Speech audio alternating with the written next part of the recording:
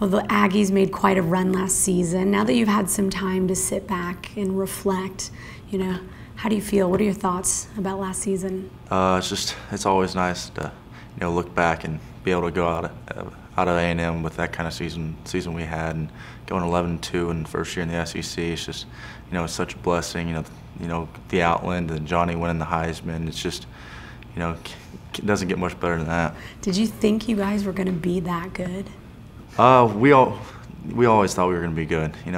The best thing about our coaches and our team was, they brought so much confidence to us.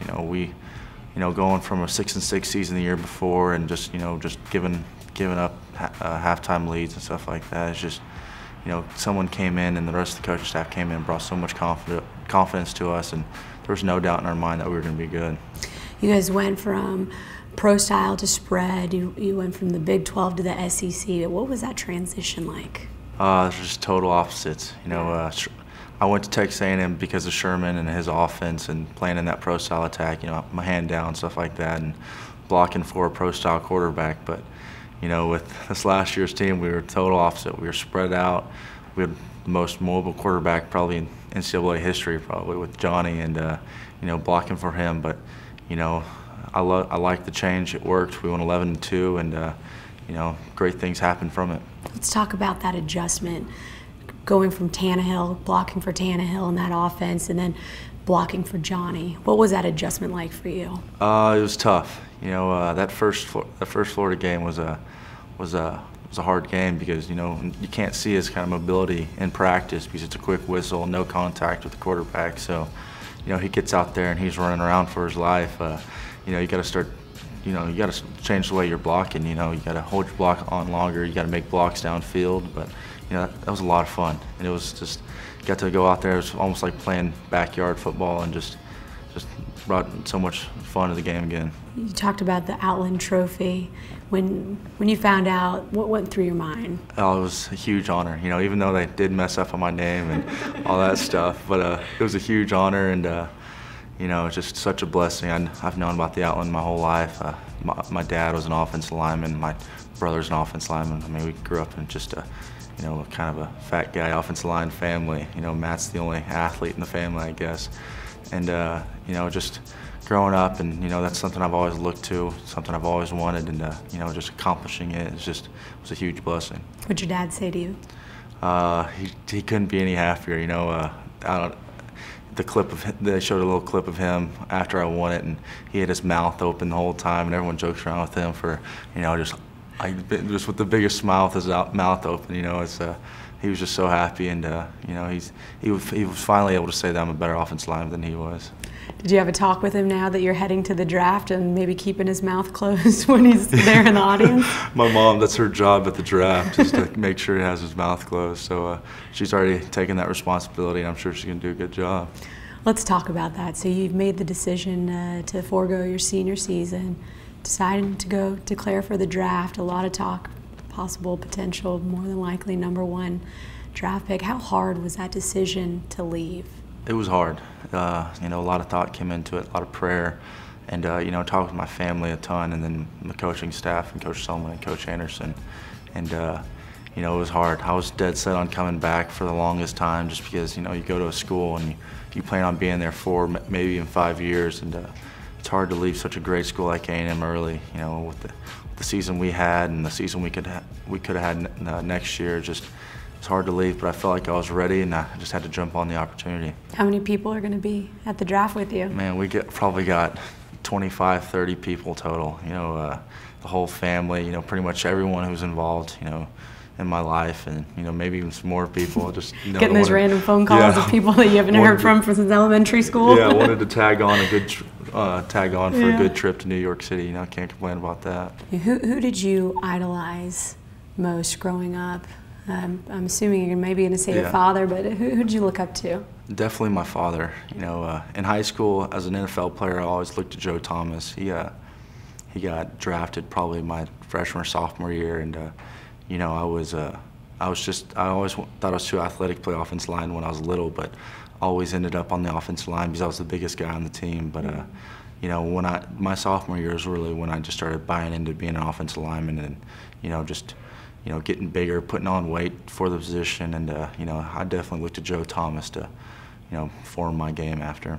If you were to go back and try to remember your first memory as a kid of when you thought to yourself, I want to play in the NFL, what do you remember about that moment? Oh man, I was the corny kid that always, teacher would ask, what do you want to do when you grow up? And I always put NFL football and stuff like that. But my first memory, my first ever play of tackle football, I was at linebacker and I tackled the kid and I broke his collarbone and nose. And the kid is now one of my best friends. He plays up at Tech now, and that's my first memory. And I think my dad after that says, like, man, my son might be a good football player. So when he was actually proud of me, that was probably my first memory. You had such impressive stats out of high school. Here in college, it speaks for itself, and now the potential #1 draft pick. Where does that work ethic come from that drives you to perform so well as you do? Definitely from my dad and my mom. My mom, you'll talk to her, and she's the sweetest lady ever. But she's the one that was always in me and Matt's face about acting up, and she's always chewing us out. When we were little, she was the one harder on us about not hustling in basketball games and stuff like that. But most of it comes from my dad. He's an intense guy about football. He loves football. He just passed on his love for football to me and Matt, and I'm so thankful for that. He was the guy, in Pee Wee football in 4th through 6th grade, we'd go home after a game and watch film of the game we just played. And he never got on to us about football. It was just about not hustling, hands on your knees, showing weakness, stuff like that. But it worked. I still love football to this day. He never burned me out on it, and I think it's pretty good parenting. You gonna miss playing with Matt? Yeah, definitely. That's one of the hardest things, was leaving him here, and I went up to Bradenton, Florida, to train for 8 or 9 weeks, and that was my first time really kind of long distance from my brother for more than I guess a week or so, and it was different, but it was kind of nice not having him around talking junk to me all the time. But it's going to be different just moving apart, and I'm sure he's going to come visit a ton, and I'll come down to A&M a ton too. So at the spring game, I saw you went over and got to meet Richmond. What was that like, meeting a guy that's protected Dan Marino's blind side for 10 years at Miami? I mean, what was that like for you? It was a huge honor. Just being able to meet the guy that kind of paved the way for Aggie offensive linemen is just a huge honor. He's the guy, I heard about my first day on campus, was a guy you got to live up to, and being a bigger recruit out of high school and stuff like that, and just they expected you to be great when I came in, and looking up to him, and knowing that he was Marino's left tackle for a long time, because every great quarterback, there's a great left tackle, protecting him. So it's a huge honor just to be able to meet him, talking with him for a while at the spring game, and it was fun. So let's talk about a little bit of that stuff that's all kind of surrounding the draft. I know you flew to New York, you're doing commercials. I'm sure it's a bit overwhelming, but I'm sure fun at the same time. So what's that experience been like? It's been good. It's been a great process so far. Doing the combine, doing all, still working out a ton, getting ready for football season, but doing that extra stuff, like commercials or just media, trading cards. I never thought I'd be doing any of this stuff. I don't know why they'd ever pick me, my ugly face for a commercial, an offensive lineman, but I'll take it. It's been a lot of fun. I'm usually a background guy, but it's been kind of fun just being in front of the camera a little bit, but can't complain at all.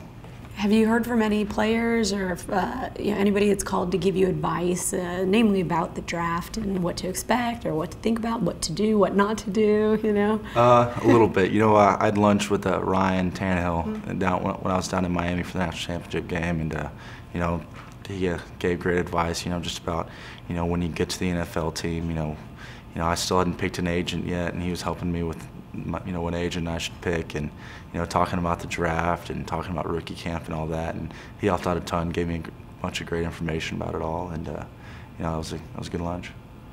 You're going to be sitting in New York. Your name's going to get called hopefully really early on. Yeah.